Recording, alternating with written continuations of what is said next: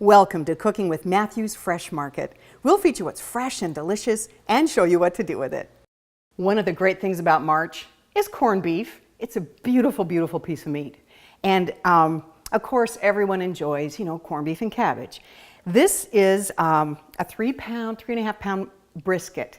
Now, the reason they call it corned beef is because back in the olden times, that salt that they used to cure it looked like pieces of corn, big chunks of salt, so corned beef. It's basically pickled meat, okay?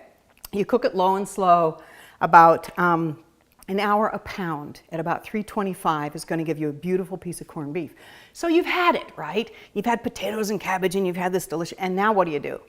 Because once you cut these nice slices off the flat end, for your dinner or for your sandwich, that's great. But you're kind of stuck with this funny shaped bit over here. What to do with it, right? This recipe comes from the Philippines.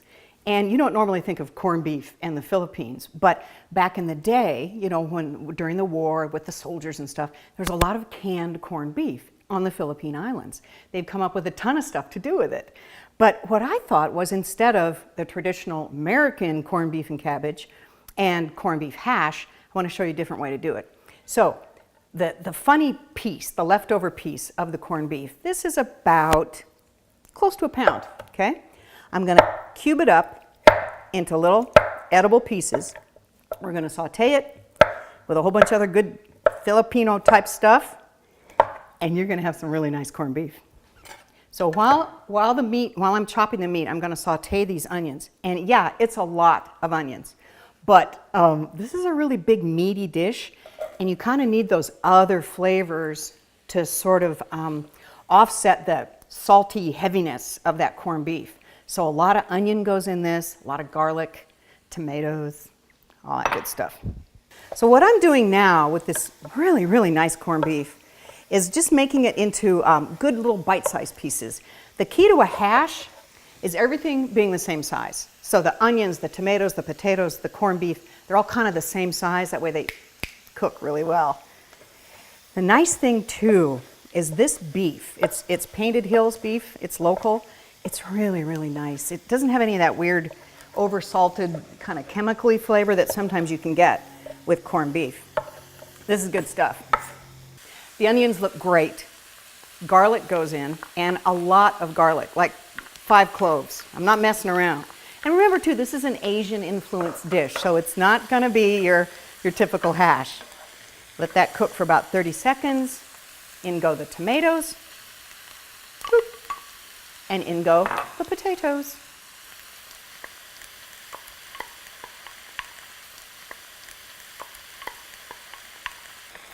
You know it's time to add the corned beef when your potatoes are tender. It's about 10 minutes, but taste them. They're your potatoes, so taste them and see if they're nice and soft. So this is how we do it. Yeah. Oh, they're good. Okay, so the tomatoes in this add a real, not only a fresh flavor, but they give it a little more liquid, so you don't get that real heavy, dense kind of hash. It's really, well, you'll see. Anyway, so now you just dump in your corned beef, and you're going to let that cook on low for about 10 more minutes. If you don't stir it, it will form a nice crust. If you do stir it, that's okay too. But what you really want to do is warm the meat back up and then melt the fat that's on some of it, because that can be a little weird, big mouthful of corned beef fat. But look at this. So it's a pound of basically leftover corned beef, a potato, a tomato, a giant onion, but this is a lot of food. And if you put an egg on top, woo. So this definitely looks done. I'm going to go in for a little taste with my taste fork and make sure it's okay. Oh,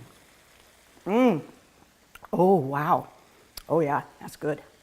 So we basically took a nice piece of leftover meat and made a really big meal in about 15 minutes.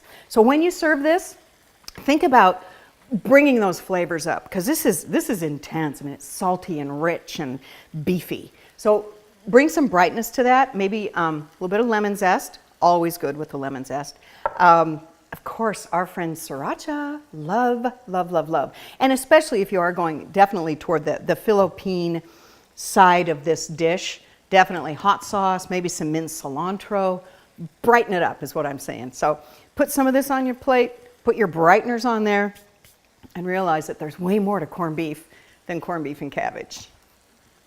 Today's recipe can be found on our website, matthewsfreshmarket.com, or you can check my website, thepantryraid.com. See you next time.